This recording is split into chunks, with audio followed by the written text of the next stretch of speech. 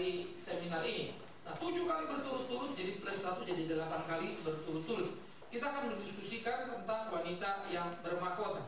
Pertanyaan sekarang menjadi penting adalah apa yang mau dibicarakan atau kenapa harus dibicarakan tentang hal itu. Betapa pentingnya begitu ya. Nah, ini menjadi diskusi yang perlu untuk kita bicarakan. Bagaimana sebetulnya perjalanan Alkitab dari PL sampai ke PB, sampai kemudian ini menjadi sesuatu yang perlu dirumuskan bahkan sampai di era kekinian. Nah, kita akan melihat kitab Injil Matius pasal 19.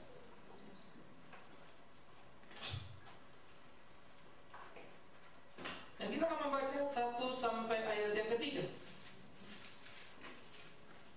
Matius pasal 19, 1 sampai 3.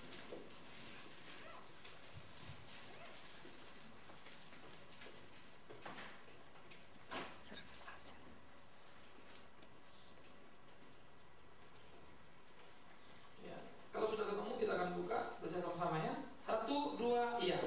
Setelah Yesus selesai dengan pengajarannya itu, berangkatlah ia dari Galilea dan tiba di daerah Galilea yang di seberang sungai Yordan.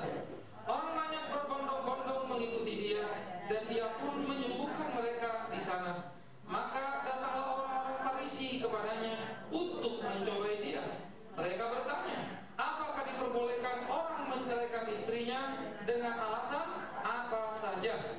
Nah, kemudian kita akan melihat ayat 7 dan 8. Kita baca lagi sama-sama. 1, iya. Kata mereka kepadanya, jika demikian, apakah sebabnya Musa memerintahkan untuk memberikan surat cerai jika orang menceraikan istrinya? Kata Yesus kepada mereka, karena ketegaran hatimu, Musa mengizinkan kamu menceraikan istrimu, tapi sejak semula tidaklah demikian. Saya sengaja membaca ini melompat dari bagian yang justru memang sangat penting tentang pernikahan. Tetapi kita tidak sedang mendiskusikan itu, tetapi kita lagi mau membicarakan apa yang terjadi sebetulnya di dalam gereja, di dalam perjalanan sejak PL adalah penyelewengan-penyelewengan yang bisa terjadi karena kesalahan-kesalahan di dalam pemahaman-pemahaman. Artinya begini saudara, di era PL tidak boleh cerai kawin begitu ya. Tetapi faktanya pada punya istri lebih dari satu. Oke. Lalu ada perceraian-perceraian yang sangat menakutkan. Nah, muncul pertanyaan, kenapa itu bisa? Nah, jangan lupa, justru PL membuktikan kegagalan manusia itu sebagai orang percaya dan keberdosaan yang mewarnai semua manusia. Kenapa itu? Yaitu pertama, karena manusia sudah jatuh dalam dosa sesudah Kejadian pasal 3 ke atas. Maka terjadilah kekacauan pada sistem keluarga. Kakak membunuh adik. Setelah pertama kali Adam mempersalahkan Hawa, lalu Hawa mempersalahkan ular, begitu ya. Masalah internal suami istri saling menyalahkan. Lalu kakak sama adik, kakak yang mestinya jaga adik bukan jaga, malah bunuh adik, begitu ya.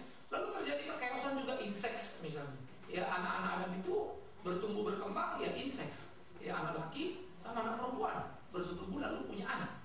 Apakah inseks dibenarkan Alkitab? Tidak. Lalu kenapa itu ada konsekuensi dari sebuah keberdosaan? Kalau nggak itu dalam dosa, saya tidak tahu seperti apa. Tapi saya percaya Tuhan tidak mungkin melanggar ketetapannya. Ya, apakah nanti Tuhan akan ciptakan yang lain lalu seterusnya saya tidak tahu. Tetapi yang kita tahu adalah sesudah berdosa. Dan inseks adalah produk berdosa. Sehingga tidak bisa dikatakan Adam, Abraham atau yang lain-lain bapak-bapak beriman punya istri lebih dari satu. Alkitab boleh. Kalau gitu inseks saja sekalian. Alkitab boleh kan? Mana pernah Alkitab bilang boleh lebih istri satu? Sama seperti Alkitab juga tidak pernah bilang inseks itu boleh. Tidak ada. Tetapi fakta sejarahnya itu bukan berarti itu oke. Jadi hati-hati dulu. Jadi itu tidak pernah diiakan. Nah, kemudian terjadi kemari. Nah, terjadilah diskriminasi yang seharusnya tidak boleh itu. Sehingga laki-laki yang harusnya melindungi perempuan, ya kan? Karena dikatakan 2 jadi 1 tadi dan perempuan menjadi penolong laki-laki, terjadi kekacauan. Nah, kekacauan ini mengakibatkan hubungan yang sangat-sangat mengerikan di dalam konteks suami istri atau rumah tangga itu. Maka terjadilah beberapa hal-hal yang sangat menakutkan. Nah, keberdosaan ini terus bergulir, menimbulkan kekacauan yang terus semakin mengerikan dan semakin menakutkan. Mari kita mulai lihat prinsip-prinsip yang muncul. Agama akhirnya kalah peran dengan adat istiadat. Ini yang pertama. Jadi agama mulai didominasi oleh adat istiadat. Oke. Jadi ketentuan-ketentuan adat, karena waktu itu kan kelompok adat, kelompok manusia kan masih kelompok-kelompok pada mulanya. Belum menjadi satu masyarakat yang besar. Sehingga adat istiadat ini menjadi lebih penting daripada agama. Mulai dia mendominasi. Karena apa? Agama ini sebetulnya dirasa menindas kebebasan manusia. Tak boleh ini, tak boleh itu. Maka adat mulai memanipulasi dalam tanda petik. Boleh ini tapi begini, boleh itu tapi begini. Dibolehkan tapi diberi syarat, diberi atribut-atribut tertentu. Sehingga muncullah penokohan-penokohan, sehingga tokoh-tokoh itu boleh mengambil peran. Tokoh-tokoh adat. Yang penting tokoh adat setuju enggak? Bukan lagi Alkitab setuju apa enggak. Nah lalu ini mengkristal. Karena ini kristal, pembelajaran akan agama yang semakin parah, sementara praktek adat istiadat semakin kuat, membuat agama semakin tenggelam, semakin kurang diperhatikan. Sehingga orang lebih hafal adat istiadat, peraturan-peraturannya daripada agama. Oke. Nah, ini menjadi kepincangan-kepincangan yang cukup menakutkan. Sama seperti di sekolah-sekolah misalnya, sains itu lebih mendominasi agama.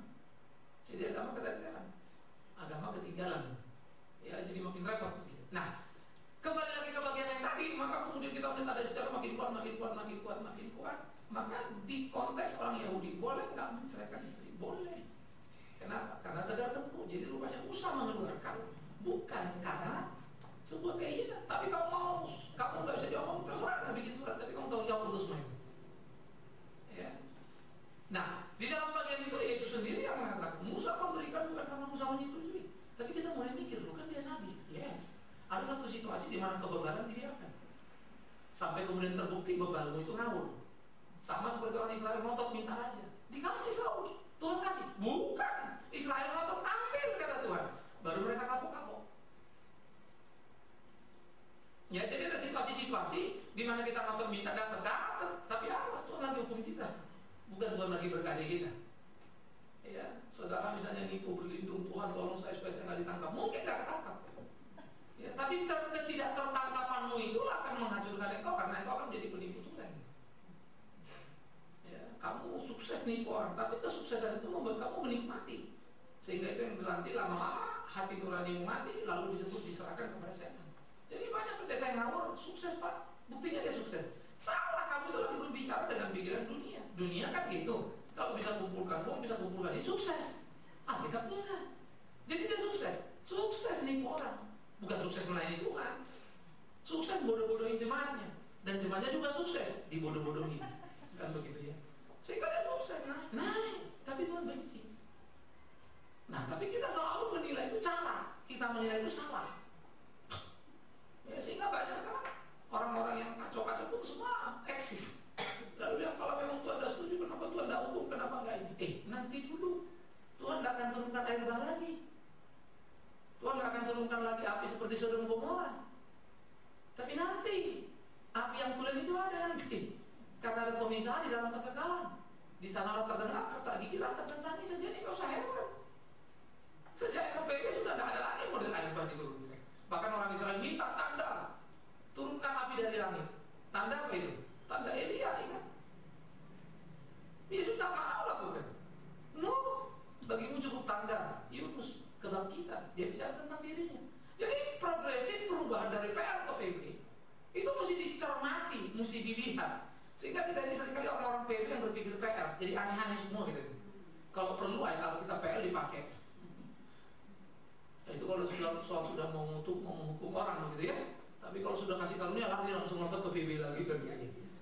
Nah, kita ini inkonsistensinya tinggi sekali. Nah, ini tidak boleh. Ya. Nah, sekarang jadi kita melihat tadi adat istiadat Yahudi ini, para rabi-rabi ini, jadi rabi-rabi yang menentukan pada waktu itu tetua adat, para guru-guru, rabi-rabi banyak sekali. Sehingga mereka kemudian merusak seluruh sistem atau nilai-nilai yang ada di dalam Alkitab itu. Sehingga istri itu boleh diceraikan, boleh. Dengan alasan apa saja? Yes. Ada semacam tata tertib peraturan di dalam kerabian. Kalau istri itu masak sayur kurang asam, suaminya marah, kurang asin gitu ya, suaminya marah, itu udah boleh dicerai. Ya, bayangkan nasib istri tergantung kepada kurangnya garam. Tragis banget kan gitu. Tapi itu memang ada. Tapi cari dari kitab ya tentu tidak ada. Karena apa? Tadi itu adat istiadat jauh lebih kuat mendominasi kehidupan orang-orang Israel. Jadi bukan Alkitabnya lagi, ya. Bukan Alkitabnya lagi, bukan firman Tuhannya lagi, tetapi ada istiadatnya. Nah, di sini menjadi kengerian-kengerian yang luar biasa Bagaimana adat istiadat itu terus menggelinding begitu kuatnya menghantam kepada seluruh kehidupan orang Israel. Sehingga orang Israel sebetulnya banyak tenggelam dalam keputusan-keputusan adat istiadat, dan itu yang dilawan Tuhan. Bukan adat itu salah. Kalau adat itu melawan Tuhan jadi salah. Orang Batak mau pakai ulos silakan saja. Orang Jawa pakai belangkon. Tapi kalau ulos dipercaya mendatangkan berkat, nah itu salah. Kalau belangkon dipercaya tolak bala, nah itu salah. Tapi belangkon itu pada dirinya tidak salah. Bawa keris boleh Pak, kenapa tidak? Pakai keris itu. Ya. Tapi menjadi salah kalau keris itu disembah, lalu misalnya diutus untuk bunuh orang dan lain sebagai macam gitu loh. Mengkultuskan mengakibatkan jadi jimat, itu yang salah. Tapi orang Kristen sekarang pukul rata semua. Satu ulos kain yang ditenun jadi dosa semua. Padahal mana mungkin iblis singgah pada kain. Bego amat deh. Dia tak butuh kain, dia tak butuh belangkon, dia tak butuh media. Nah, jadi ini masuk nih menghantam kepada orang Israel. Seperti kita dengan keyakinan kita menerjemahkan Alkitab ini begini, Alkitab ini begini. Padahal kita tidak begitu. Mencomot ayat sesuai dengan keinginan kita. Begitulah Alkitab diperlakukan di dalam zaman PR. Sehingga akhirnya peraturan pacaran itu muncul. Nah, muncul pertanyaan kita, kenapa bisa begitu? Nah, ini struktur kehidupan yang kacau. Sehingga suami itu kan menjadi pemimpin di dalam rumah, yang pergi keluar berkeringat cari makan bawa pulang, kan begitu. Tanpa sadar, nah ini sistem sosial sekarang kita bergerak, di mana kehidupan sosial itu adalah yang kuat yang menang. Sehingga secara finansial rumah itu ada kan suaminya yang beli misalnya. Kita bicara suami kerja duit, lalu makan ke rumah itu suaminya yang bawa pulang. Maka dominasi suami terhadap istri menjadi mengkristal. Sehingga akhirnya muncullah penjajahan, bukan lagi relasi saling memuatkan. Ya, istri tunduk pada suami, suami mengasihi istri. Tapi yang ada adalah istri tunduk pada suami tanpa reserve, dan tidak ada kewajiban suami untuk mengasihi istrinya. Ini hilang.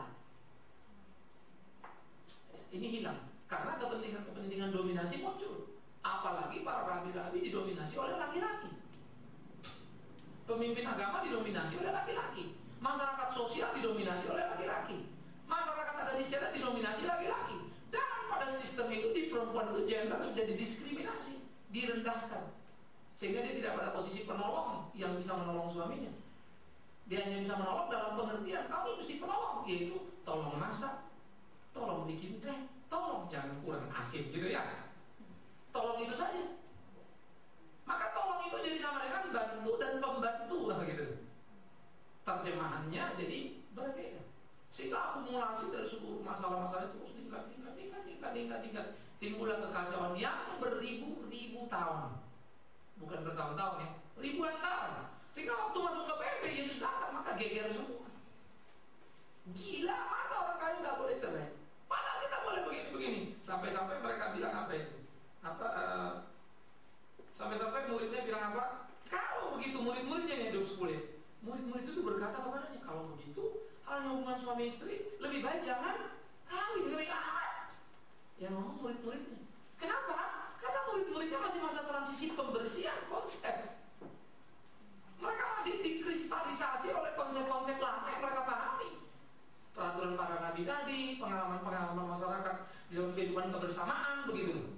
Ya. Nah itu terasa banget misalnya di dalam peristiwa perempuan yang berzina itu kan. Guru dia berzina mesti rajam batu. Lalu bilang oke, siapa yang tidak salah lempar dia.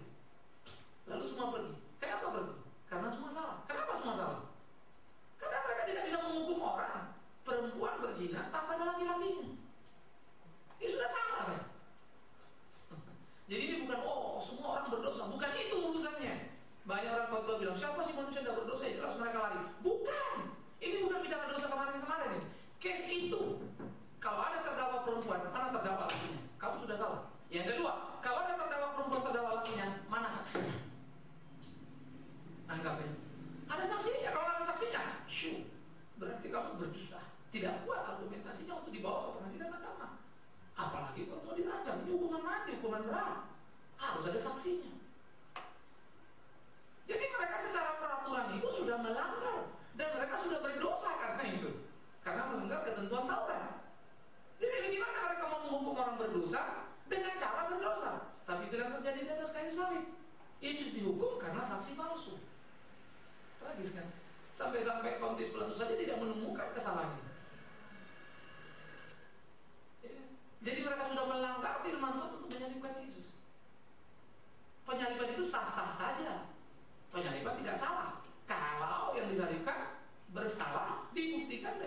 52 saksi tadi, tapi nggak ada.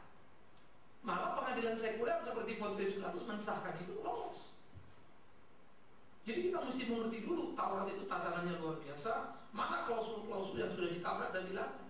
Jadi sebetulnya mereka mestinya disalibkan karena mereka saksi dusta. Ya. Tetapi itulah rekayasa di mana Taurat itu, hukum itu bisa direkayasa. Saksinya diadakan, tapi saksi palsu. Padahal kita sudah mengatur janganlah engkau bersaksi dusta. Hebat kan? Mereka penuhi semua tuntutan Taurat, tetapi mereka manipulasi kontennya. Jangan sekarang gitu. Dan ingat ya, nggak ada satu pun ahli Taurat itu kemudian kita baca Alkitab. Sesudah itu tiba-tiba petir meledak, tersambarlah ahli Taurat itu. Nggak ada ya. Hidup dia sampai tua, bahkan mati sangat tua dia. Cuma jangan cari ke surga itu saja. Jadi ahli Taurat itu nggak terkutuk gara-gara itu dalam pengertian terus dikutuk matinya gimana? No. Ya bagi saya terlalu banyak amat sangat luar biasa bodoh sekali dalam Kristen. Ya. Seperti kasus Adam R misalnya. Ada pendeta katanya bahwa terkutuk. Pendeta-pendeta yang ada di situ. Ya. Pas kemarin saya lagi bimbing kebaktian di Surabaya. Ibu-ibu kesaksian. Maka hati-hati kesaksian. Dia jadi naik satu pesawat dari Indonesia mau ke Amerika, pakai yang pesawat China Airlines begitu ya. Terus pas lagi berangkat begitu, tiba-tiba belum sampai ke Amerika ini sayapnya terbakar salah satu mesin, gitu ya. Terus menurut cerita dia terbakar, akhirnya kuat semua ketakutan. Dia teriak-teriak, Yesus tolong kami, Yesus tolong kami, begitu ya. Dia bilang semua orang pada ketakutan, terdiam semua, ketakutan. Saya yang teriak-teriak. Membayangkan itu pun saya susah. Wah, ada di pesawat semua orang diam, dia teriak. Ketakutan semua orang udah pasti teriak-teriak, persis kayak Adam yang kemarin kan. Semua teriak-teriak. Apalagi lampu langsung mati. Cium lagi bau bensin, satu orang teriak, bau bahan bakar, bau aktul. Wah, makin gila lagi. Ya. Jadi kalau kita melihat sesuai yang kasih, tapi ya itulah ceritanya. Sudah itu mendaratlah pesawat ini. Hanya mendarat di Alaska. Ya cerita. Kemudian turun, sesudah itu diperbaiki sebentar, di starter lagi, mesin yang kebakar itu hidup lagi kan? Padahal udah nggak mungkin. Ya kebakarnya kebakar apa? Mobil juga ada kebakar bisa di starter. Yang kebakar bagaimana kan begitu. Tetapi ya sudahlah, saya juga tidak terlalu pusing. Dia semangat bersaksi ya bagus. Gitu. Yang bikin saya jadi jengkel adalah ketika dia mengatakan, saudara-saudara, apapun persoalan, teriak sama Yesus, teriakkan nama Yesus, pasti beres. Oke, yang kedua terus dia bilang lagi apa? Sayang ya, saya cuma berpikir-pikir sesudah saya tiba di Indonesia, yang kemarin ada PR itu pasti nggak ada yang teriak nama Yesus. Makanya hilang. Saya khotbah, maaf ya Bu, kesaksian boleh dipribadi, tapi sorry salah. Kalau dia bilang orang di pesawat itu begini-begini, nah saya tidak paling peduli saya tidak tahu siapa dia, saya bodoh amat. Tapi ngomong depan orang saya mesti lurusin. Kalau saya diam berarti kan benar. Ya motor singgung, mau terima mau enggak silakan. Salah. Dan saya pun pernah mendengar khotbah pendeta begini, yang terkutuk pendeta itu mengutuki orang yang mati tanpa you tahu apa-apa. Lebih terkutuk matinya Yesus, saya bilang, daripada yang masuk Adam yang itu. Masih enak itu dari udara terjun ke laut. Yesus digantung. Sadis itu kematiannya, tertutup sekali. Dan yang diikuti itu cuma manusia penjahat saja. Rasul-rasul itu ada di penjara, dibacok, baru lebih ngeri lagi. Jangan gitu. Kita tidak ada yang tahu. Ada terjatuh ke air, cuma cara mati. Saya bisa mati ditabrak mobil. Siapa bilang tidak? Karena saya anak Tuhan tidak mati ditabrak mobil. Bisa, mau apapun bisa. Mati karena sakit bisa, kesenggol sepeda pun saya bisa mati. Turun tangga pun saya bisa mati kalau dia mau. Itu cuma cara mati, jadi tidak usah dianalisa. Ya. Nah ini apa? Culture yang salah tadi. Masuk ke dalam Alkitab. Ngaco kan? Ini kan sistem berpikirnya orang-orang luar ini. Karma, Buddhism gitu loh. Ini ngawur kan jadinya. Tapi katanya Kristen. Nah begitulah yang mengkristalisasi di dalam budaya ini gitu loh. Maka budaya menceraikan istri jadi kuat. Maka murid-murid kaget. Loh, kalau tak boleh cerai begitu, buat apa kawin? Kan aneh loh. Padahal kan kalau dipikir-pikir, emang isi itu kawin mau cerai? Kan tidak. Situ kan kamu mau baik-baik dong. Kalau mau baik-baik, kenapa takut? Lalu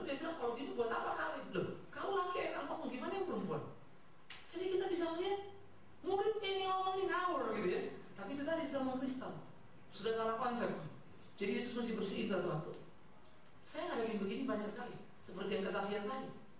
Bagus kalau dia bersaksi, tapi konsep ngeri sekali, menakutkan sekali. Karena tanpa sadar dia bersaksi, tapi sudah mengutuki orang lain. Itu kan menghakimi itu. Berarti kan kalau nama Yesus mati masuk neraka semua itu. Serem amat. Ya.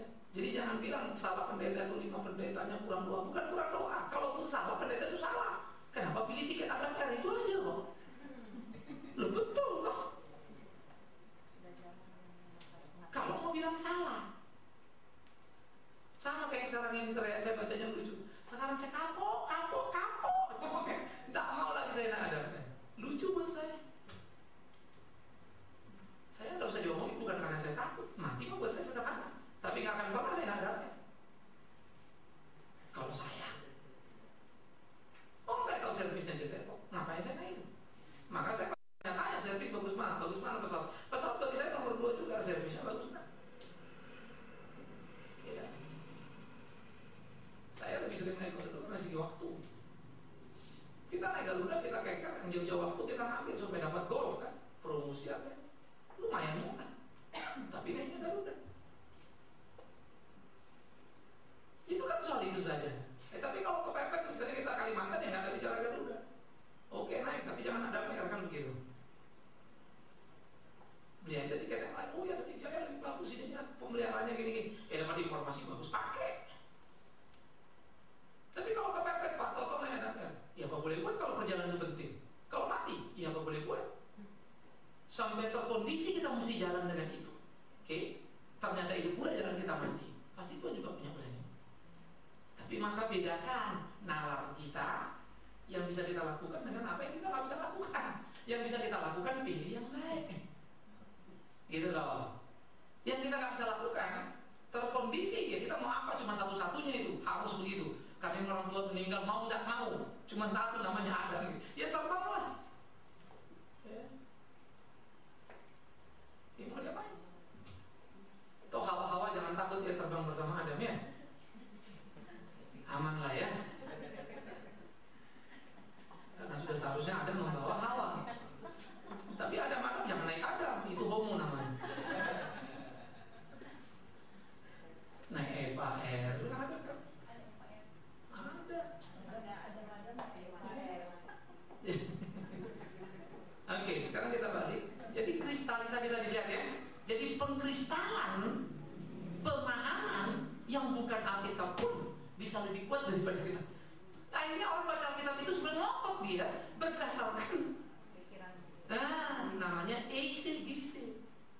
Jadi dia tidak exegese. Dia exegese. Wah saya udah dengar pendeta bertahun-tahun begini. Kenapa lain? Ngawur kita semua. Mesti perhatikan mana prinsip, mana tidak prinsip. Mana dinamika pergerakan, mana tradisi, mana teologi. Harus hati-hati. Ini sedikit dulu supaya nanti kita masuk balik lagi. Kalau di Eropa dulu, yang namanya mimbar pendeta itu paling tinggi. Oke, nomor 2 tinggi itu mimbarnya raja-raja, bangsawan. Terus yang paling bawah itu orang biasa-biasa. Artinya bangsawan orang raja tapi yang kelas bawah gitu. Jadi raja-raja ada 3 tingkat itu. Jadi kalau saudara minta satu di gereja Wittenberg di Jerman tempat Luther menempelkan tesisnya itu, saya di situ. Main tangga loh, sedikit begini nih. Jadi kaki saya di atas ekor ini kira-kira. Coba bayangin ke bawah. Terus tengah-tengah begini, ini raja-raja sebelah kanan. Yang kiri ini keluarga raja. Jadi sebelah kiri kanannya juga begini. Jadi kanan pendeta ini, di sini pendeta pojok situ, agak tengah begini, sentrik. Sebelah kanan ini raja, sebelah kiri sini orang-orang penting. Saat itu bangsawan-bangsawan biasa. Nanti kan ada rakyat di luar lagi. Nah itu rakyat itu. Jadi satu halaman bisa dapat 2 gereja. Ya terus berjarak berapa? Ini kalau ada 2 gereja dekat-dekat, ini raja apa? Ini rakyat. Nah itu zaman dulu, mau kalian ikutin itu? Kan kurang ajar gereja begitu. Karena tradisi raja. Ya raja mana boleh kumpul sama rakyat gitu loh. Tapi dari segi safety sih ada benarnya juga kali ya. Segi keamanan. Tetapi di sisi lain, kenapa raja mau takut? Berarti kan raja nggak benar kan gitu doang kan? Kalau raja disintai rakyatnya kan gak usah takut. Nah ini jadikan kontroversial namanya. Jadi pendeta itu kok bang saya pengen gila. Kenapa kok zaman dulu jadi pendeta? Nggak ada yang berani sama saya. semua, duduk saja tingginya luar biasa. Zaman dulu begitu. Maka Paus bilang mati raja. Raja pun mati. Karena kekuasaan Paus besar sekali, kekuasaan gereja kuat sekali. Nah, itu tradisinya. Terus lama-lama mimbarnya mulai turun, tapi masih pakai 2 mimbar. Jemaat biasa, mau bangsawan mau apa, paling kursinya VIP. Tapi mimbar masih 2. Mimbar besar itu pendeta, mimbar kecil itu yang bukan pendeta majelis atau apa, di situ dia. Atau guru Injil tidak boleh dia naik. Ya, jadi kalau peraturan itu Pak Yanto tidak boleh berdiri di tempat saya berdiri. Karena Pak Yanto masih guru Injil, kan gila ya. Itu aturannya. Mulai turun lagi, modernisasi lagi kan. Sekarang 1 mimbar, tapi masih ada kerja 2 mimbar. Nah, KBP Menteng juga masih 2 mimbar. Jadi saya selalu nanya itu, amal saya khotbah di mana? Mimbar besar. Oke. Nah, itu saya besar. Saya tidak mau mimbar besar atau Pak salah di bawah. Kurang ajar itu. Mendingan aku di bawah disuruh naik. Jadi saya ke bawah, Pak di atas kata. Oke. Saya mau belum mimbar, saya tanya, saya di mana? Karena walaupun saya pendeta, bukan pendeta gereja itu. Siapa tahu mereka punya peraturan. Hanya pendeta kita yang bisa naik. Nah, biarlah mereka ambil itu, memang mimbar mereka kan. Nah, saya mau di mana pun tidak masalah.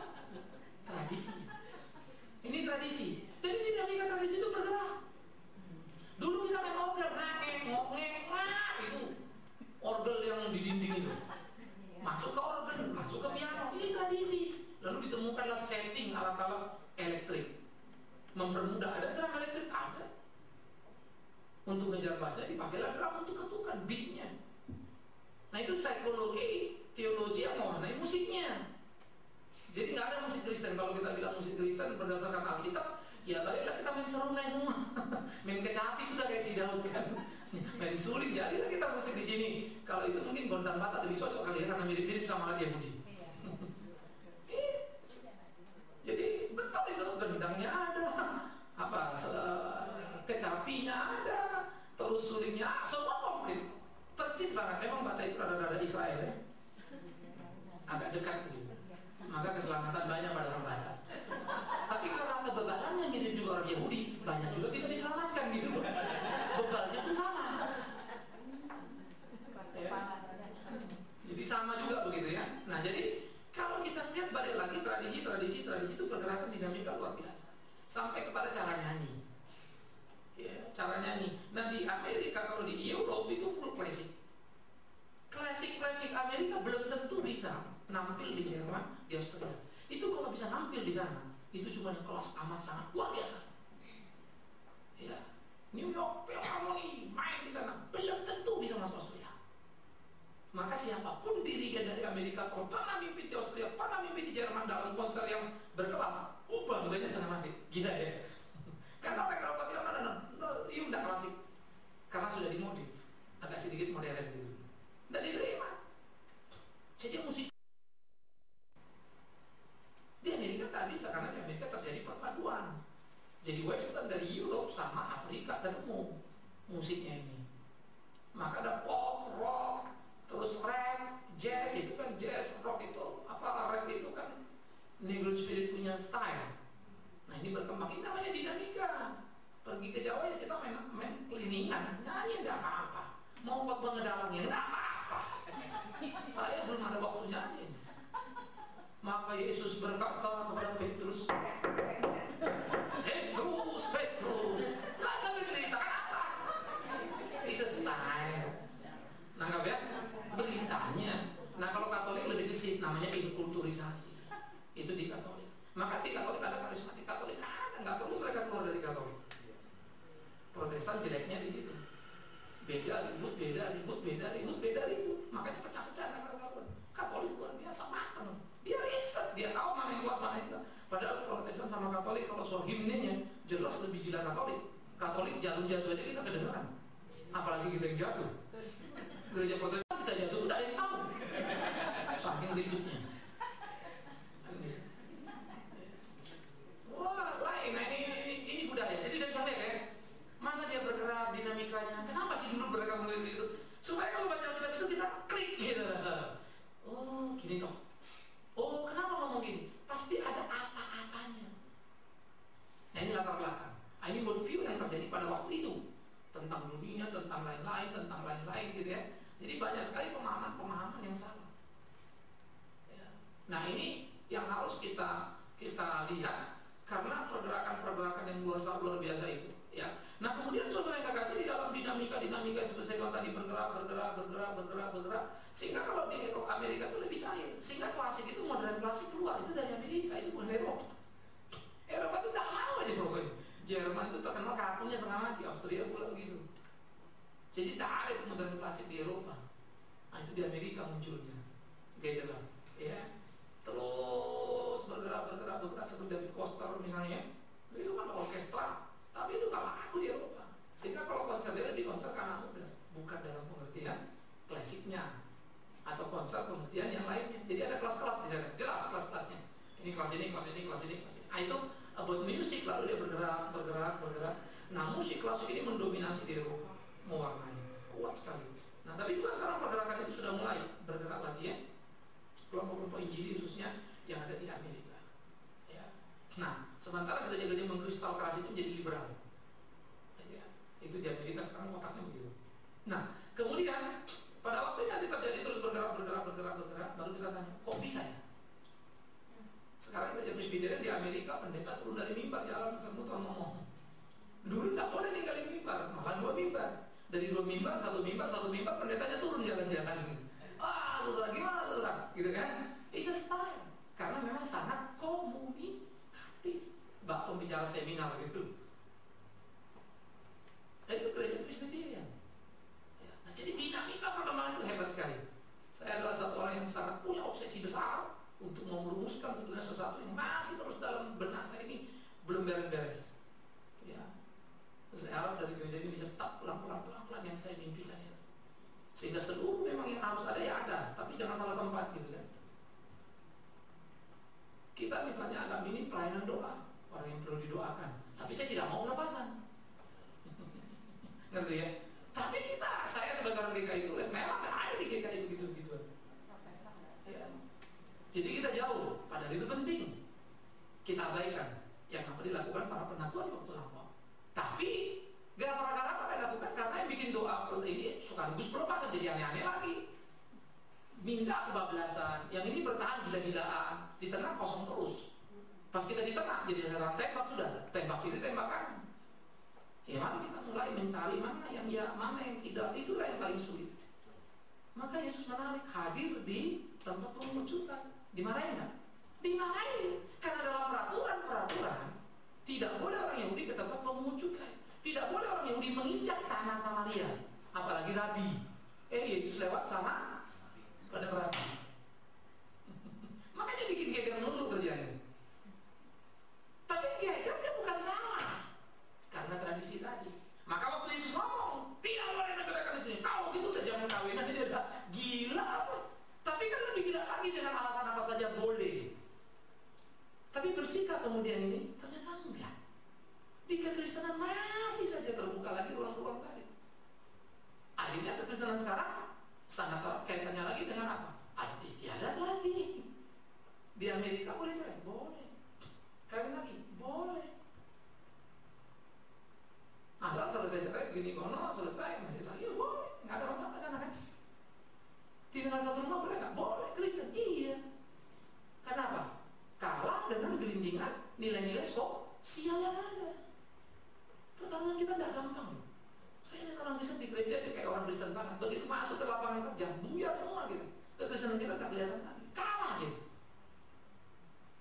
Ya. Jadi di gereja orang berdiskusi tentang kebenaran begitu ketatnya sepertinya. Tapi begitu keluar ambur-ambur. Kalah dengan sistem sosial. Jadi yang Yesus katakan kurang lebih 2000 tahun lalu sampai sekarang masih saja jadi kasus. Gara-gara Agim kemarin udah mulai lagi tidak dari kalangan Kristen kan. Poligami kan tidak pernah dilarang. Yang dilarang kan cerai. Lain lagi ceritanya. Makin aneh lagi. Tapi beredar semua. Karena memang apa? Kalau itu betul boleh, berapa beruntungnya kita jadi manusia. Karena boleh apa saja. Nggak suka lo ganti. Gara-gara Alkitab dalam tanda petik kita nggak boleh mau kita. Nggak enak kan? Terpenjara kita dalam tanda petik. Jadi tidak bisa ini, tidak bisa itu. Nah, karena itulah sebetulnya isu tentang wanita menjadi isu yang terus bergerak, ya, sampai di Timur Tengah itu ada pepatah-pepatah umum, misalnya kayak di Arab di mana begitu. Pepatah Timur Tengah adalah sebuah kesalahan dilahirkan sebagai seorang wanita. Itu tragedi dianggap. Ngeri kan? Tetapi itu kenyataan. Nah, jadi saudara, kita bisa melihat tahapan-tahapan di dalam pergerakan-pergerakan bagaimana orang belajar memahami kebenaran. Nah, kita perlu betul-betul lihat. Nah, jadi begitulah kemudian menggelinding ternyata sampai sekarang. Sehingga perlu merumuskan ulang lagi, wanita ini sebenarnya apa sih menurut Alkitab? Ya. Nah, nanti seminar kita misalnya kita bahas wanita yang wanita. Kenapa wanita yang wanita? Emangnya ada wanita yang nggak wanita? Udah terlalu banyak. Ketika dia jadi lesbi, bisakah kita katakan dia wanita? Wanita secara kelamin, tapi tidak lagi wanita secara gairah, karena dia tidak bergairah pada pria. Ketika wanita menjadi jagoan, bisakah kita bilang lagi dia wanita? Karena pemimpin bandit di yang paling terkenal yang kemarin ditangkap justru wanita. Suaminya itu wakilnya. Boleh nggak seperti Ken Dedes yang punya suami lebih dari satu? Pasti tempatnya boleh dong, karena aku cuma laki-laki. Jadi lari-lari kita. Tapi laki-laki kan kemudian disebut laki-laki karena dia punya istri 3, istri 5. Itu laki-laki. Pejantan mungkin. Bedakan laki-laki dengan pejantan kan. Pejantan akhirnya buat kawin-kawin sana karena subur gitu ya. Kayak babi kan banyak pejantan kan. Ada di kampung saya udah babi tetangga itu pejantan, itu semua orang minta order babinya supaya dibawa dikawinin sama babi mereka yang perempuan. Dulu ada. Jadi kerja kawan itu bisnisnya itu ngawinkan babi. Lah saya ingat betul itu pejantan itu. Jadi dia di pejantan istilahnya gitu ya. Nah, jadi dalam bagian-bagian ini format inilah mau kita perbaiki lewat seminar ini. Sehingga kita mulai melihat kita tidak bisa ikut arus.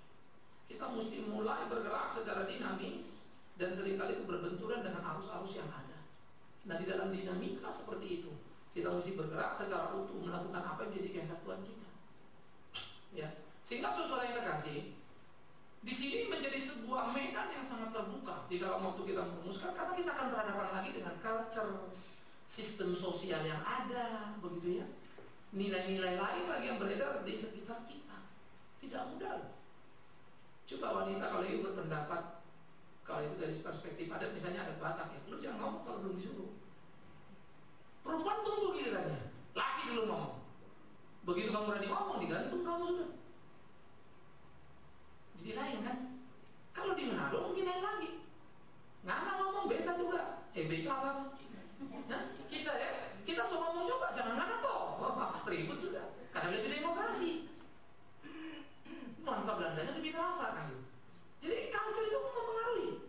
Jadi gereja kita, dimanapun gereja itu maksudnya, tidak pernah bisa lepas dari intervensi culture. Maka terjadi benturan. Seringkali kita diskusikan sebetulnya bukan persoalan teologi, persoalan culture, persoalan tradisi yang tidak diatur di Alkitab. Itu sulitnya. Saya adalah orang yang ngajar sejarah gereja, saya ngajar manajemen gereja, saya pernah ngajar puas gitu ya. Terus saya bongkar lagi. Saya lihat dari sudut politiknya, saya dari sosiologinya, saya lihat dari psikologi kekuasaannya. Memang, waduh, mudah-mudahan ngeri-ngeri semua. Rata-rata persoalan gereja tidak kena karena persoalan inti. Yang memang basis untuk berpisah.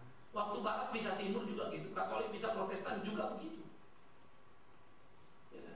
Paus lebih karena kepentingan politik sebetulnya, bukan keyakinan yang dia mau bela gitu, bukan. Karena kalau dia ikutin apa dikatakan Martin Luther, posisi dia goyang. Makanya harus dibuang supaya ini aman gitu loh. Ya. Jadi orang bilang, wah doktrin ada gini-gini. Bukan doktrin yang bikin itu pecah. Apapun yang dikatakan oleh Martin Luther masih bisa diperdebatkan dalam konsili. Tetapi yang jelas, dia sudah bisa membahayakan posisi kepausan. Ya. Nah, jadi menarik ya. Nah, kembali lagi kepada kita tadi, maka kita mulai melihat di dalam situasi-situasi yang kita hadapi sekarang, kita tidak akan pernah bisa lepas dari itu. Nah, karena itulah wanita mesti belajar betul apa sebetulnya wanita Kristen menurut Alkitab loh ya, bukan menurut jemaat Antioquia, bukan menurut pendeta Bikman Sirait. Karena nanti pergi ke pendeta lain lagi nanti. Tergantung pendeta itu sukunya apa, latar belakang pikirannya apa. Nah, mari belajar berpikir merdeka supaya kita bisa membuka segala sesuatu. Tetapi jangan juga saudara akhirnya datang lalu membuka bicara dengan pemikiran perspektif sosiologi yang berlaku. Misalnya emansipasi itu tidak dikenal di Alkitab. Tapi diskriminasi juga tidak dikenal di Alkitab. Alkitab menolak diskriminasi, tapi Alkitab juga menolak emansipasi. Konsep itu tidak pas. Ya. Jadi kalau saya melihat apakah lebih tepat resposisi atau disposisi, ini yang mesti dilihat. Tapi bukan emansipasi, bukan juga diskriminasi. Keunikan hubungan itu unik banget. Nah, ngebangun ini nggak gampang ini, karena isunya cuma dua, diskriminasi atau emansipasi. Maka banyak pendeta wanita mengaku emansipasi. Di wanita-wanita bicaranya emansipasi. Lucu buat saya. Itu Kristen apa bukan? Karena itu isu sosial yang dianggap membela wanita. Memang wanita dibela, dinaikkan sekaligus seposisi dengan laki-laki. Jadi dua pemimpin, bukan jadi penolong. Penolong itu Kristen. Nah, kita kan udah posisi dua pemimpin. Kita bukan satu kapal dua nakoda. Tapi kan kalau penolong tetap saja dianggap itu diskriminasi. Itu loh repotnya. Padahal bukan diskriminasi kan. Dia kata atas cinta kasih, berarti suaminya mesti konsen, berarti dia diatur Alkitab loh. Tapi tidak ada yang bisa menggali kekayaan pemikiran Kristen itu jadi pemikiran Kristen gitu. Ya. Nah, ini jadi pertarungan kita. Nah, saya harap seminar-seminar begini akan membuka pikiran kita. Betapa wanita itu perannya amat sangat luar biasa penting. Ya, dan betapa wanita itu punya posisi-posisi yang sangat strategis. Dan betapa hebatnya wanita. Kalau wanita Kristen bisa memposisikan ini loh wanita Kristen. Maaf ya, di banyak-banyak seminar juga saya dengar. Tetapi sebetulnya tidak menyentuh prinsip-prinsip psikologis dan filosofis yang justru menghantam kepada isu-isu teologis daripada tentang perempuan itu sendiri, tentang istri. Ya. Nah, ini menjadi perlu untuk kita pikirkan sama-sama saudara, supaya kita tidak terjebak pada pemahaman sosial yang kemudian mewarnai pemahaman teologis kita. Padahal sebetulnya itu bukan pikiran Alkitab, bukan pikiran Kristen, tapi itu lebih kepada pikiran umum sosial. Tapi kayaknya cocok loh. Nah, kita cocok-cocokkan lah semuanya. Kita cari layar pendukungnya. Nah, itulah yang bahaya. Ya. Nah, jadi dinamika-dinamika seperti ini perlu, sehingga di dalam latar belakang seperti itu Yesus kemudian membenahi pernikahan. Ya. Pertama sekali yang dia buat tanda dalam pelayanannya apa? Hadir di mana? Di Kana. Apa yang paling penting di Kana? Kencang sekali lagi. Apa yang paling penting di Kana? Nah, ini kan salah semua. Siapa bilang air jadi anggur? Itu Anda sudah mewarisi yang salah. Kenapa? Di mana ada ayatnya diceritakan? Maka kabullah orang-orang itu karena dia membuat air jadi anggur. Tidak ada, itu sudah diceritakan sesudah peristiwa itu. Kalau itu penting, seperti dia menyembuhkan orang lumpuh, orang lihat, oh, dia bisa menyembuhkan orang lumpuh, itu loh namanya penting. Mereka gak bisa nanggur, gak ada yang tahu gak bisa nanggur. Gak ada yang tahu. Yang tahu siapa? Maria. Yesus tolong dia. Tapi di situ penting, stop, guning, jangan atur-atur urusanku. Mestinya dia ngomong meta. Dia pakai guning. Itu bahasa aslinya. Jadi kurang, memang umum dipakai, tapi kok kurang pas untuk seorang kelas Yesus Kristus. Bilang meter dong. Ya. Jadi bahasa yang dipakai jadi tak baik lah, begitu kurang enak. Kenapa dia pakai begitu? Untuk mengingatkan urusan sebagai anak Allah, Maria tidak bisa ikut campur. Kalau Yesus tolong dong jemuran kita diangkat, itu boleh. Tapi mungkin susah kita membayangkan ya, kok Yesus disuruh-suruh Maria angkat jemuran? Ya namanya anaknya kok. Kita ya kagok memang. Ya, tapi jangan sampai juga kau berdoa, Yesus, seperti kau tolong Maria, tolonglah aku supaya jemuranku masuk ke dalam rumahku. Gila kita doang gitu. Minta keajaiban aneh kan gitu ya. Nah, jadi Yesus hadir di situ. Lalu dibuatlah air itu. Taruh air, taruh semua. Sudah taruh, didoakan. Itu apa namanya? Tempayan basuhan itu buat cuci kaki. Taruh ini. Udah cedok dulu kok sana. Si pelayan ini pun bingung aja karena disuruh Maria kan. Pasti Maria orang dekat rumah itu, maka dia bisa sampai ke dapur. Tidak mungkin ada hubungan famili itu. Itu baca kita mesti begitu. Kenapa gini? Kenapa sampai ke dapur? Kalau tamu ke dapur ya kurang ajar namanya. Apalagi orang timur. Nggak dekat-dekat lu jangan sembarang kan gitu ya.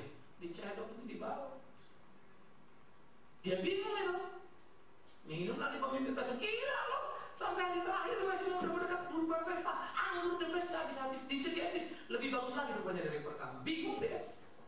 Yang kawin pun nggak tahu apa-apa. Ih, ada lagi anggur kita ya. Mungkin sambil bisik-bisik sama istrinya kan.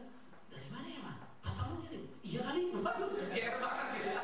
Padahal Yesus yang bikin, nggak ada yang tahu loh. Selesai buka pesta itu, baru diceritakan. Jadi tidak penting harus jadi anggur. Karena bukan itu message-nya. Message-nya, Yesus menyelamatkan rumah tangga.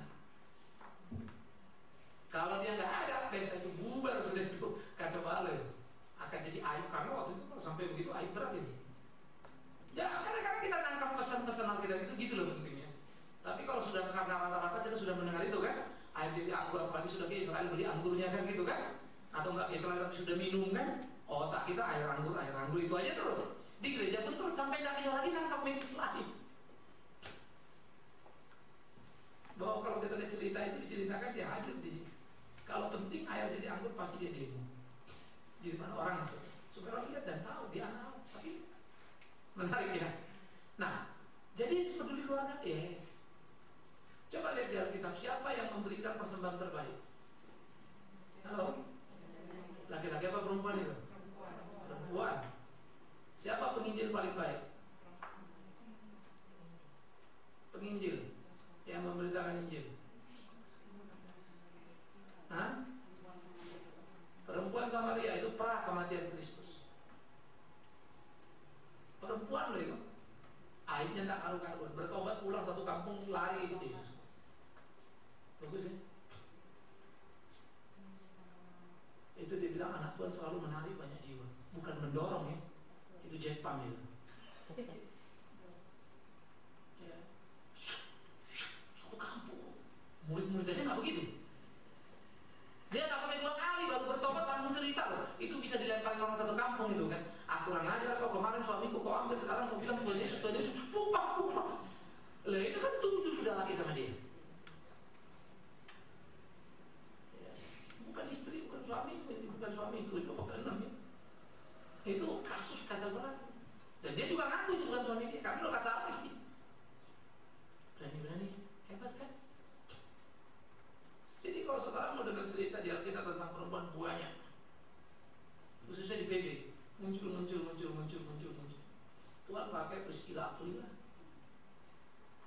Timotius, siapa yang hebat imannya?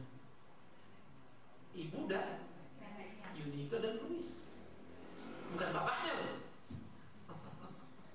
Itu message yang juga kita bisa tangkap bagaimana kemudian diangkat. Dan memang kita juga melihat bagaimana perbudakan mulai dilawan oleh kekristenan. Seperti Paulus tulis kepada Filemon. Dia bilang kan, mon kan gitu ya. Tolonglah Eunikus ini mau balik, janganlah dianggap sebagai itu. Saudaramu lah anggapkan itu. Pembebasan perbudakan. Sikapnya jelas, jangan begitulah. Jadi Kristen itu melawan sistem sosial yang tidak benar dengan cara apa? Paling tidak di internal. Menarik ya. Nah begitulah kita harap nanti perumusan wanita itu dalam kehidupan kita.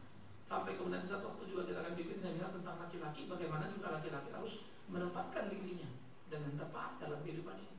Lalu bagaimana keluarga itu menentukan tujuan hidupnya. Apa sebenarnya tujuan hidup kita? Asetkah atau apakah? Nah itu perlu. Sehingga kita nggak kejebak. Ya. Oke, saya stop sampai sini supaya kita ada waktu untuk berdiskusi. Jadi culture menghantam kepada teologi, dan sering kali yang kita pahami sekarang adalah perspektif umum, perspektif kultural dalam menyikapi Alkitab, tapi bukan lagi murni. Sehingga memang persoalan perempuan masih banyak sampai sekarang. Diskriminasi itu masih jalan, emansipasi itu kebablasan. Ya, karena di Amerika emansipasi sudah melahirkan gerakan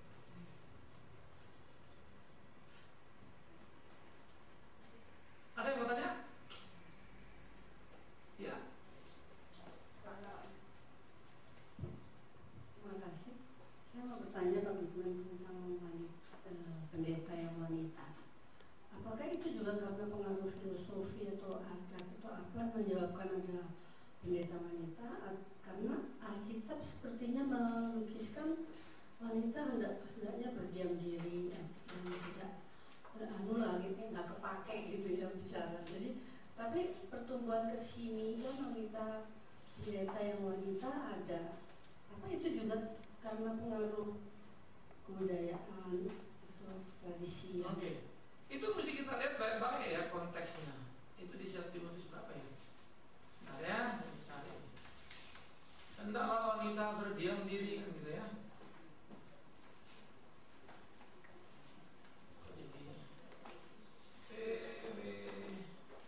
Itu surat dari Paulus.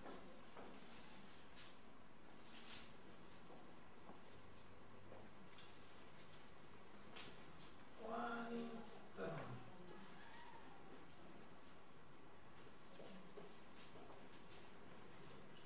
Perempuan atau wanita jadi? Sampai anda ketemu?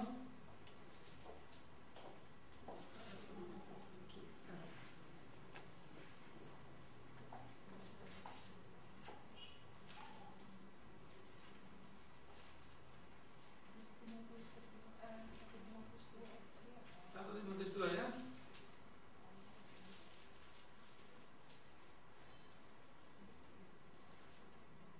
Nah, iya. Jadi di dalam itu ada peraturan-peraturan tata tertib yang kemudian dibuat, lalu Paulus ngomong kepada Timotius, ya. Lalu dibilang demikian juga nanya perempuan, hendaklah dia berdandan, gitu ya. Dari 8 dulu deh, pasal 28. Oleh karena itu aku ingin supaya di mana-mana ada orang laki-laki berdoa dengan menadahkan tangan yang suci tanpa marah dan tanpa perselisihan. Ini doa misalnya angkat tangan gitu ya, tidak ada masalah. Cuma ada yang biasa doa lipat tangan, ya silakan saja. Situ mau lipat, mau angkat, nggak nambah apa-apa itu. Tapi yang penting hatinya suci, gitu ya. Jadi mau angkat, mau lipat sama saja. Tapi jangan bikin aneh-aneh dengan angkat tangan. Tuhan lebih dekat sudah. Mari kita doa angkat tangan supaya Tuhan turun tangan. Kurang ajar itu. Tapi ada yang mengatakan gitu. Loh, itu yang saya bilang salah. Angkat tangan Tuhan turun tangan itu salah pengertiannya. Karena itu jadi bicara apa? Struktur body kita salah. Angkat tangan itu lebih kepada istilah itu menyerah. Saya tidak tahu apa, pasrah gitu loh. Tuhan pasti tolong kita. Kalau kita nggak pasrah itu nggak mau tolong. Betul. Tapi bahaya memakai kata itu lalu suruh angkat tangan ya jadi ngawur. Itu kan posisi badan jadinya. Nah inilah saya bilang tadi, hati-hati semua pemikiran politik mesti dicermati baik-baik. Mari saudara kita angkat tangan berdoa supaya Tuhan turun tangan. Iya. Jadi kalau gue lipat tangan, Tuhan lipat tangan gitu. Ya kan jadi bahaya posisinya kan. Jadi harus hati-hati ya. Nah, ke pasal 2 lalu dikatakan 9. Demikian juga hendaknya perempuan, hendaklah dia berdandan dengan pantas, dengan sopan, sederhana, rambutnya jangan berkepang, jangan memakai emas atau mutiara atau pakaian yang mahal-mahal. Apa wanita nggak boleh pakai mahal? Nah, berapa mahal? Ukurlah yang pantas. Gitu maksudnya. Supaya you jangan hadir di satu tempat yang jadi kurang pantas. You mendiskreditkan orang lain sebetulnya. Kalau pakaian terlalu mewah, sementara orang sekitarmu pakai baju misalnya, wah mereka, kamu sudah menghukum mereka dengan mereka merasa sangat luar biasa enggak. You menghukum mereka loh. Maka jangan jadi batu sandungan. Kita punya loh, tapi tidak berarti langsung pakai seperti itu. Menarik ya, itu kita hati-hati. Okay. Nah, lalu dikatakan tetapi hendaklah dia berdandan dengan perbuatan baik. Nah ini yang paling penting. Jadi kualitas hidupnya gitu ya, seperti yang layak bagi perempuan beribadah. Seharusnya perempuan berdiam diri dan menerima ajaran dengan patuh. Aku tidak mengizinkan perempuan mengajar dan tidak mengizinkan memerintah laki-laki. Kata berdiam diri, exousia, hendaklah seharusnya seorang perempuan itu damai. Jadi diam diri itu lebih bukan diam tak boleh ngomong, jangan bikin ribut. Karena memang perempuan terkenal. Nah itulah kan gitu. Jadi itu maksudnya, exousia itu damai. Bukan tak boleh ngomong, gitu ya. Lalu dikatakan aku tidak mengizinkan perempuan mengajar dan tidak mengizinkan kata laki-laki. Ingat kata mengajar dan memerintah ditujukan kepada laki-laki. Jadi perempuan tidak boleh mengajar memerintah laki-laki. Maksudnya itu katanya adalah mendominasi. Lalu kau ajari laki-laki itu. Gini. Kalau gitu sudah bukan laki-laki. laki-laki dia. Karena mestinya laki-laki yang mengatur sini itu. Tapi ternyata dia mesti diatur-atur. Sudah kurang kelaki-lakiannya. Jadi laki-laki bukan laki-laki hanya karena dia kuat berhubungan dengan banyak perempuan. Laki-laki itu jamu itu. Laki-laki sejati gitu kan? Nah, itu jamu. Ya, rokok laki-laki sejati kan begitu. Nah, itu rokok. Tapi laki-laki sejati dalam pengertian adalah dia bisa menguasai diri, mengatur rumah tangganya di dalam kerjasama dengan istrinya. Nah, istri tidak boleh mengajar, memerintah atau bahasa itunya autentik, jadi mendominasi laki-laki. Ya, kenapa? Maka dikasih tahu alasannya 13. Adam yang dibercandi pertama dijadikan baru perempuan, baru Hawa. Jadi ini bukan soal ibu-ibu tidak boleh ngajar sini, bukan, ngajar laki itu diajarin. Tapi mendominasi laki-laki tidak boleh. Itu sebab seharusnya laki-laki jangan sampai disusul perempuan. Ngerti maksudnya dalam leadership itu? Tidak boleh, udah salah itu. Maka anak kita mesti didik laki betul-betul. Prinsip itu penting. Nah, perempuan juga jangan sampai men-take over tugas laki-laki. Dorong supaya suami kita melakukan itu. Memang gak gampang ya, habis pada dari dulu udah begitu. Nah, memang pelan-pelan lah. Harap 5, 10, 20 tahun nanti baru ada perubahan, ya kok boleh buat. Karena stoknya begitu ya. Udah dari sononya kan. Nah, itu mesti. Karena kalau tidak terjadi kekacauan. Ya. Nah, kemudian yang mesti dipikirkan baik-baik lagi adalah bagaimana pula di dalam sistem-sistem itu kalau laki-laki tidak mampu memimpin, dia sudah menghina dirinya. Itu kasus siapa itu? Deborah. Deborah laki apa perempuan? Perempuan, dia maju bertempur. Kenapa dia maju bertempur? Karena dia perempuan? Bukan. Karena dia dipakai Tuhan? Juga tidak. Memang Tuhan pakai dia, tapi bukan karena dipakai dia maju. Kenapa? Barak tidak mau maju. Barak itu laki-laki, Barak maju. Aku takut. Baik kalau orang-orang apa yang maju? Itu Deborah betul. Barak sudah menghina dirinya sebagai laki-laki. Jadi jangan bilang Esther adalah pahlawan perempuan. Esther tak akan berani bertindak kalau bukan siapa? Mordekai. Dia takut dong. Aku udah dipanggil raja ya. Udah 30 hari ini. Kalau aku nggak bisa mati. Sampai Mordekai bilang, Esther ingat, mungkin untuk itulah Tuhan taruh pada situ. Seharusnya kau maju. Tapi kalau kau tidak mau tolong kami, tidak apa-apa. Ada pertolongan lain. Mordekai yang kasih tahu, Mordekai yang motivasi. Maju. Esther tidak maju mengatur orang Israel. Maju minta izin pada raja sebagai suaminya. Jadi Tuhan pakai perempuan dalam konteksnya. Maka kalau perempuan dikuasai laki-laki, menguasai laki-laki atau laki-laki, didominasi perempuan, terjadilah kekacauan seperti si Simpson. Loh, Simpson kan dikuasai si Delilah itu kan. Delilah kan gitu ya. Kacau. Kita menunjukin loh semua. Kenapa Abraham jadi kacau? Karena dengar saran si Sulam bil Hagar. Masalah semua. Saudara kalau baca seluruh menarik loh gitu. Nabi-nabi aja bisa kecelek loh. Ya. Maka ibu-ibu, kalaupun suami kita nurut sama kita, jangan keburu bangga. Bilang tuh suami lu jangan kayak nurut dong, sekali-kali mawar kayak jadi demen kan gitu ya. Namanya laki harus. Tentu laki tidak menjadi dominasi terus menguasai, tidak. Relasinya protek ya, memimpin, itu laki-laki. Bukan penguasa, pemimpin, bukan penguasa. Oke, ada lagi? Ya. Saya lupa ayatnya di mana bahwa seorang istri itu harus menurut kepada suami. Bukan menurut, tunduk. Ya. Ya, Ya, dalam arti kata segala gagasannya harus kita turutkan. enggak. Enggak. Di mana dalam arti kata segala gagasannya? Lah kalau sebenarnya mari mati bareng-bareng. Nah, bukan dalam hal itu. Loh, Ya, apa itu saya juga kurang pasti. Tapi yang jelas hormati, kamu harus nurut sama suami. Ya, begitu. hormatilah orang tuamu. Tunduk itu anak. Tunduk sama suami. Istri tunduk sama Tapi suami. seringkali begini pendapatnya itu salah. Loh, kan ada dua ayat itu, makanya jangan sepotong-sepotong bacanya. Hai suami istri, hai istri tunduklah pada suami.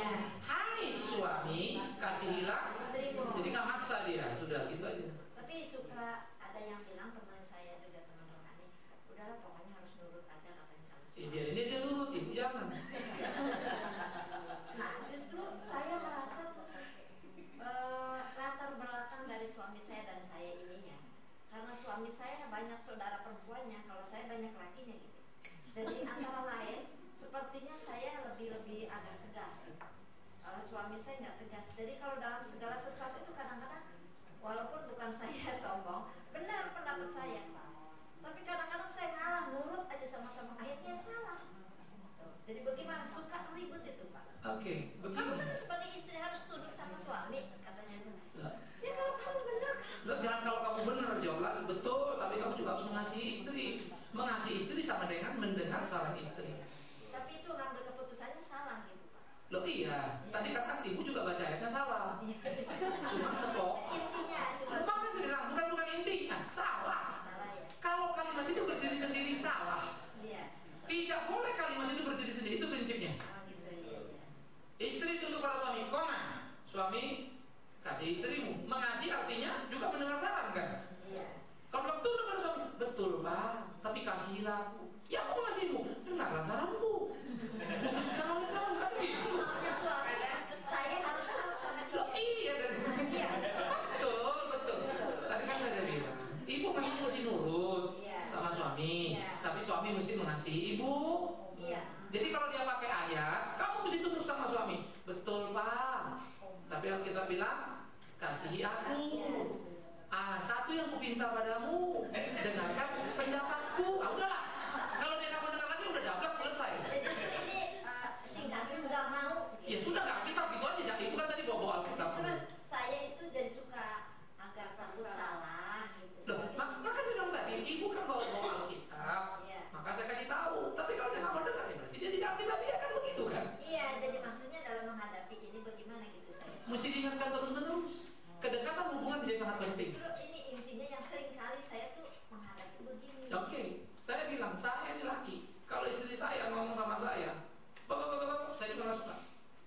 Saya juga bilang, tapi lo kalau ngomong gini lo apa susahnya sih mijit suami? Pak, nanti jalan-jalan yuk. Pasti gue iya, udah pijit lo.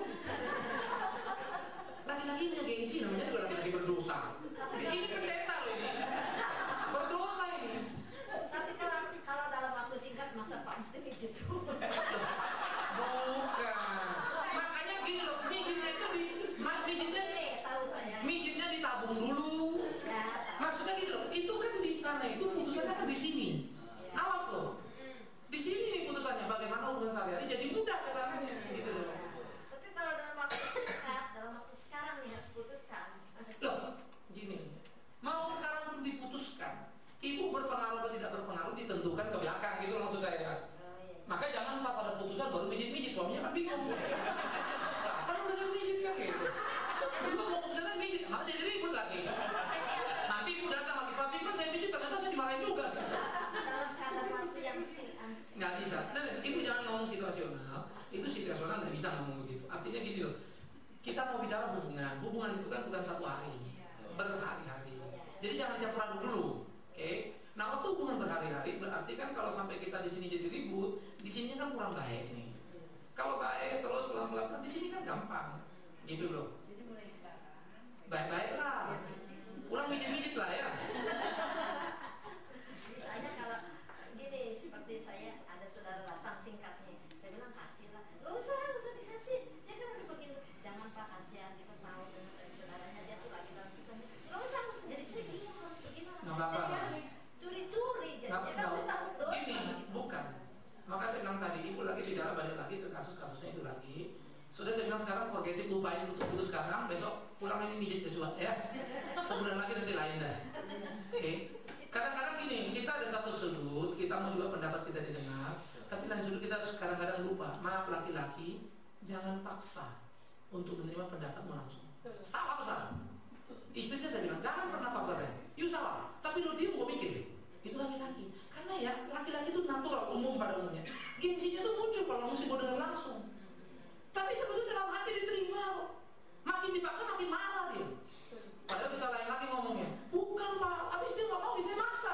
Ya makin dipaksa makin susah. Kadang-kadang lempar selesai. Tapi dalam waktu singkat, waktu itu harus dikasih tuh. Nah, jangan pikir-pikir. Jangan bicara kasuistik. Oh iya. Jangan bicara satu kasus gini. Ya kalau mau ribut lah gitu. Enggak, jangan dibicarakan kasus. Satu kasus, perhatikan sekali lagi saya bilang. Jangan bicara ini mendadak nih, ini kita bukan perang nih. Hubungan suami istri kan bukan baru ketemu. Kasus mendadak adalah kita di kantor. mendadak di luar dugaan kita mesti buat keputusan itu boleh. Ini gaji anak boleh naikin apa enggak? Itu mendadak. Kita mesti. Kita mesti cepat. Tapi suami istri tidak bisa begitu. Sesuatu yang mendadak menunjukkan sesuatu yang tidak baik. Nangkap ya? Ingat selalu itu. Situasinya mendadak, tapi hubungan kita bukan hubungan mendadak. Hubungan suami istri ini sendiri. Pengertiannya kan bukan mendadak. Maka sekarang saya bilang tadi, untuk supaya kita bisa sepakat dalam case apapun, mau mendadak atau mendadak tadi, pahami suami. Gengsinya besar. Kalau saya marah istri saya jawab, saya bilang, saya makin marah lagi. Dia bantah, saya marah lagi. Mungkin dia bantahnya betul, tapi saya marah. Kenapa? Perempuan dia diberi keuntungan sebetulnya menjadi penolong, termasuk menampung kemarahan yang nggak perlu itu. Karena perempuan lebih sabar dan laki, betul nggak? Keinginan seksual, siapa lebih bisa kendalikan, laki atau perempuan? Yes, itu kelebihan Anda. Termasuk menahan emosi, laki-laki gelupuk, wah, meledak. Nah kalau ibu-ibu ya kacau lah semuanya. Memang laki-laki ini gas ini, lari tabrak saja, tembok pun ditabrak. Maka istri mesti ngerem, jangan ngegas. Lu apa sekalian? Ya jadi hancur semuanya. Unik ya hubungan itu. Makanya perempuan itu kekuatannya di mana? Di kelembutannya. Bukan di ketegasannya. Laki-laki kuat di ketegasannya. Sekarang ibu-ibu ya, kadang-kadang kalau suami kita nggak marah, selalu ya. Seneng nggak? Jujur. Aneh ya. Mbak, suamiku suka sekali marah, nggak pernah marah. Walaupun dimarah nggak seneng juga sih. Tapi naluri kita tuh bunyi tuh. Sama kita juga laki-laki. Ini pun ribut dulu, gue pengen diam sekali-sekali. Jadi begitu tuh. Walaupun yang diomongin bener. Nah inilah uniknya di dalam seni. Maka seringkali setan mengambil keuntungan dari hubungan suami istri. Maka kita harus bijak. Ini bukan soal menang-menangan. Memang laki-laki itu gengsinya sangat. Tapi percaya, dia suami kita. Dia nggak dengar kita ngomong, nggak didengarin Pak. Jangan bilang nggak didengarin. Di luar sana dia ngaku. Kita bilang Fabri, nggak mau. Tahu besok datang reskukan. Jadi juga. Itulah suami kita. Cuman gara-gara dia nggak beli, kita beli jadi dua reskukannya. Ribut lagi kan gitu. Makanya sabar, mesti bisa baca suami. Gitu aja. Makanya apalagi kalau kita bilang, saya suka kalau ngomong gini, sekarang gampang. Lihat dilakukan nggak? Saya agak miskin untuk mengatakan I love you sama istri saya. Ya, saya lagi belajar terus untuk melok untuk apa. Sekarang Batak bertumbuhnya kasar, keras. Jadi saya tak orangnya, tapi juga jadi jelek. Khususnya kalau dalam relationship dengan istri gitu ya. Jadi kurang romantis, kurang memahami. Dulu ulang tahun, dia tanya kalau hari apa di Senin, saya bilang tanggal 16 Januari. Iya apa nih? Ya gue bilang aja Senin, berapa 16 Januari? Maksudnya ulang tahun dia, saya juga nggak tahu. Dia tanya mau apa nih? Ya saya kasih tahu. Lu nanya dulu, lu kayak nggak tahu tanggal itu tanggal. Maksud dia mau ngingetin saya dia ulang tahun hari ini. Nangis lah. Saya marahin lu gitu aja nangis saya bilang. Jadi ribut. Lucu kan? Kenapa? Karena saya jangankan ulang tahun kalian, ulang tahun pun aku nggak ingat. Orang yang ingetin saya ulang tahun. Dan saya nggak risih kalau di Pak happy birthday. Dulu saya nggak risih. Apa sih mesti dia mau ngomongin gitu? Buat saya itu nggak perlu gitu. Nah ini kemiskinan emosi ada. Tiap orang ada kelebihan ada kekurangan. Nah saya orang kadang-kadang saya ngomong, habis itu selesai. Itu saya. Karena saya nggak mau suka ngumpet-ngumpet, nggak mau nyembunyi-nyembunyi gitu. Nah cuman kan jadi keluar kan geledak dong. Sudah ulang tahun nggak dapat hadiah ribut lagi. Komplit kan hadiahnya. Tapi saya ngomong, saya bilang lu nggak sayang kan gitu kan? Ini namanya pengantin baru kita baru setahun kawin terus jadi ribut. Siapa bilang nggak sayang? Saya selalu ngotot. Lihat saya tanggung jawab apa enggak? Kalau saya nggak sayang pasti saya nggak tanggung jawab. Hidup saya tanggung jawab nggak? Iya pertama tanggung jawab tapi ya kan perempuan sudah dieluskan. Nah berdoalah supaya saya mengeluskan gitu. Ya Tuhan jawab doa dia kan. Ya bertahun-tahun nggak gampang loh, nggak gampang. Please ya suami jangan ituin. Nggak gampang saya ini laki-laki yang baik dalam pengertian nggak neko-neko. Tapi ya nggak bisa begitu. Bukan saya nggak baik karena saya teriak-teriak gitu loh. Tapi itulah. Jadi kita belajar ya susah. Jadi saya biasa jalan peluk dia mah nggak ada risih lagi saya. Ulang tahunnya Pak makan, ayo sesempatnya makan. Mereka ulang tahun jalan, ayo gitu. Kita nggak formal lagi, dia pernah ulang tahun kedua. Ada yang kedua sudah mikir tuh. Mulai ingat kan? Karena dari itu tahun lalu kan. Ingat di ulang tahun. Saya ingat benar saya beli tas warna hijau. Tapi 3 jam saya hampir 4 jam kali itu.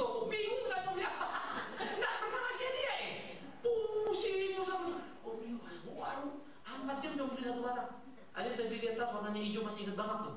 Gara-gara itu bikin saya susah itu suami. Haus. Ya. Bayangkan sampai sulit-sulitnya ini. Kalau pacaran kadang-kadang kita kasih hadiah lain loh. Cuma karena nggak mau kehilangan, bukan karena habit kita dipaksa kita kan. Lain. Jadi begitu kawin aslinya keluar semua. Aslinya memang nggak suka begitu. Tapi pacaran kan mau narik namanya kan, investasi lah terpaksa kan gitu. Ini beda. Itu makanya dulu waktu pacaran udah gini-gini Pak. Please, makanya saya bilang banyak sekali orang nikah nggak tahu siapa pasangannya. Jangan sombong bilang saya udah kenal betul, omong kosong. Kita belajar terus mengenal pasangan sampai kita mati. Karena apa? Pasangan kita juga berubah berdasarkan pengalaman. Pergaulan dia berubah loh. Mana ada kita tidak berubah cara berpikir kan? Makin tua, makin lain cara dinamikanya. Bisa tambah sensitif, dulu nggak apa-apa jadi apa-apa, tapi bisa tambah mengerti, dulu apa-apa sekarang nggak apa-apa, berubah kok. Terus kita tiap hari berubah. Ya, nanti dulu misalnya kalau saya pendeta diakui orang, kemudian satu waktu saya dapat pendeta, terus ada orang mandang saya, udah sensitif saya jadinya kan. Bisa-bisa istri saya kena terus. Istri saya mesti ngerti ya, udahlah bapak lagi gini kan gitu ya. Karena kondisi jadi beda. Karena ada sesuatu yang rasanya berharga pada diri saya hilang. Saya terganggu secara emosi. Ya. Nah jadi sesuatu di situ keunikan. Makanya wanita sebagai penolong itu Tuhan berikan. Diskriminasi tidak perlu dilakukan dengan emansipasi. Kembalikan kepada posisinya. Kenapa? Ya. Jadi itu penting ya di-maintain baik-baik. Jadi itu saya kira menjadi sesuatu yang perlu di dalam membangun romantika di dalam kehidupan ini. Itu penting sekali. Saya ingat betul waktu kita pergi dulu mau ke Eropa, ya. Terus di Thailand kita turun, ya, pas lagi di Bangkok jalan, ya, saya peluk dia, saya cium. Apa-apaan sih lucu? Ya, tapi sebetulnya saya juga ngeliat kiri kanan. Ada orang kan nggak bertemu cium. Jadi saya lihat kiri kanan, nggak ada orang, baru mau berani meluk, baru mau cium. Padahal bini gua, coba pikir. Soalnya saya mau niru orang barat, tapi masih kagok. Orang barat itu kan enak aja ciuman. Loh saya jarang hujan-hujan, saya nggak tahu ini suami istri, saya nggak tahu mereka pacaran. Tapi saya hujan-hujan pas mau motong jalan, gila itu orang berdua. Payung ditempel di pelukan, ciuman. Kenapa? Romantis loh. Hujan kan jarang-jarang tuh. Ciuman. Ya. Kissing the Rain kan itu judulnya. Lah buat kita waktu kita lewat, apa-apaan. Tapi saya mikir, ini memangnya kasih kok alam kita nikmatin dong. Kalau lagi bulan purnama, kenapa kita nggak duduk berdua? Sebetulnya kita banyak sekali kemiskinan. Kenapa? Kita rutin aja sekali hidup kita ini. Betul. Ya. Nah, itu sebab memang kadang-kadang suka kita mikirnya begini, itu kan nggak Kristen. Apaan pegang-pegang tangan? Itu duniawi. Ada juga itu pendeta yang begitu. Itu gawat. Pegang tangan itu nggak ada itu duniawi. Orang seks aja suami istri Tuhan suruh kok. Relasi. Apalagi cuma pegangan tangan ciuman di bawah seks itu. Jadi jangan pikir itu bayaran dunia. Enggak. Justru jangan sampai orang tahu, jangan sampai udah ngumpul orang nggak tahu yang mana istrinya. Yang dipelok, ini istrinya apa? Bukan. Loh kok dipelok? Yang itu? Iya itu istri saya. Kok jauh-jauh amat? Di pesta orang nggak tahu kan repot. Nah itu sebab di dalam hal seperti begitu itu menjadi penting untuk kita lakukan. Lainnya kalau kita khotbah istri saya duduk belakang. Karena yang diundang khotbah saya duduk di depan. Saya bilang istri saya dia di belakang saya lebih suka. Kenapa? Saya lebih santun karena ini gereja orang. Kita datang untuk beribadah, kita diundang untuk khotbah. Tidak berarti ibu pendeta harus VIP. Tapi sesudah itu baru kita jalan lagi berdua. Nah itu tata kerama, kita ngitung-ngitung itu. Karena saya juga mau jadi bahan omongan. Gak gampang loh. Ya. Nah jadi itu seni ya, diatur sehingga dengan demikian itu menjadi menarik di dalam kebersamaan kehidupan kita. Ya. Jadi tidak pernah sebetulnya suami itu terlalu jahat. Tidak pernah juga istri itu terlalu jahat. Yang ada kita terlalu kurang di dalam relasi yang baik. Itu saja. Ya. Dan cara bicara, cara ngomong, menangkanlah laki-laki dengan kelembutan. Just that. Coba wanita kalau diprotek sama suaminya seperti jaga betul-betul, you rasa enjoy ya? Wih, kayaknya kita dijaga banget sama suami kita. Laki-laki mesti begitu. appreciate, itu menarik. Nah, kemiskinan emosi ini harus diimbangin nih. Terus. Ya. Ada lagi yang terakhir? Kalau yang budaya kayak di Batak gitu, budaya seperti di suku Batak yang pernikahan dengan pariban itu termasuk incest? Incest secara langsungnya itu masih sebetulnya kan begini. Ini kan incest itu sebetulnya adalah papa mama punya anak laki perempuan, ini incest. Kandung incest. Itu incest. Anak Adam kan begitu. Incest. Oke. Pada waktu dia radius keluar, kan ini keluar nih, menikahkan si perempuan ini sama laki-laki lain kan, dapat anak kan, darahnya udah lain kan ya. Lalu laki-laki ini kan keluar lagi nih, nikah sama perempuan lain kan, darahnya lain kan, anak mereka yang kawin kan, itu pariban. Itu pariban. Tetapi memang ada saja kemungkinan. Ini kekuatan darah yang nggak jelas gitu ya. Ini masalah metodologi di darahnya. Bisa saja jadi seperti albino gitu ya. Itu kan seringkali karena masalah itu sebetulnya. Terlalu dekat. Jadi struktur darahnya itu tidak baik gitu. Nah, itu makanya seringkali juga kalau dokter-dokter sih tidak terlalu menghancurkan. Karena medis ya berpariban. Tetap bukan, karena adat itu mengentalkan. Karena anak ini kan boru ini sekarang istri saya boru panjaitan. Oke, anak laki saya makanya apa? Si Raito. Dia berikut saya dong. Pariban dia boru panjaitan. Nah, pariban dia boru panjaitan buat istri saya dekatnya setengah mati sama mantunya ini. Gitu loh.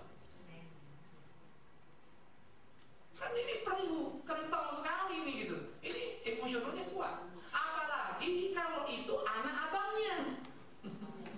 Abangnya yang dia sayang. Oh udah. Apalagi abang sudah saya rasanya itu udah gak bisa lepas ini kan. Itu hukumnya udah kudu halus itu. Kudu halus sambil pariban gitu loh. Apalagi cantik namora. Wah, sudah cantik kayak pula kan. Aku itu kan. Tulangnya susah nolak itu. Tulang itu susah nolak. Susah nolak ya. Kecuali anak belenya ini, ponakannya ini kurang ajar gitu ya. Tapi kalau secara sulit. Nah, cuma dalam modernisasi anak-anak bergaul terlalu luas, emosi kultural Bataknya kan menipis. Apa sih begitu-begitu? Jadi tidak lagi. Kalau dulu kan kultural itu kuat sekali. Ada pesta, ini orang yang merit pariban. Kan jadi, aku juga mesti cari paribanku kan gitu. Maka semua rata-rata sebetulnya waktu pacaran orang selalu diomongin. Saya juga diomongin. Kau anak pertama, kau ambillah paribannya. Just talking kan. Tapi saya sama pariban saya sudah keburu kayak deket kakak adik. Istilahnya bukan terus kayak orang pacaran gitu. Dan saya pun tidak terlalu suka karena dulu saya pertama mimpi saya bukan istri saya itu orang India. Dan India Chinese Jawa. Kalau kepepet baru Batak. Terakhir nih, betul karena pengalaman saya nih. Pengalaman keluarga, pahitnya saya bukan Batak orang ribut serem amat gitu ya. Saya jadi berasa sesuatu yang sama. Padahal adat sebetulnya kuat sekali karena kedekatan. Kenapa saya India? Karena saya paling suka nonton film India. Yang saya tahu India itu kan putih-putih, hormat sama suami. Film India kan gitu kan. Istri itu nurut sama suami apapun ayo gitu. Walaupun dalam kenyataan beda kan. Yang kedua itu kan short. Kalau yang North itu Bengali kan hitam-hitam. Itu yang namanya Bengali. India hitam itu kan. Yang putih-putih memang itu Bombay kan. Jadi itu dulu saya, tapi yang gak ada pendapatnya. Karena Bombaynya juga takut sama saya kan. Tapi masih lapis kedua lah, ini saya ketemu istri saya gitu loh. Jadi saya sendiri pun sudah diomongin gitu betul. Pariban biasa ya. Aku ikut paribanmu selalu. Kalau saya pasar baru bisa jawab gitu, tapi dulu sekarang udah rem. Sampai saya hafal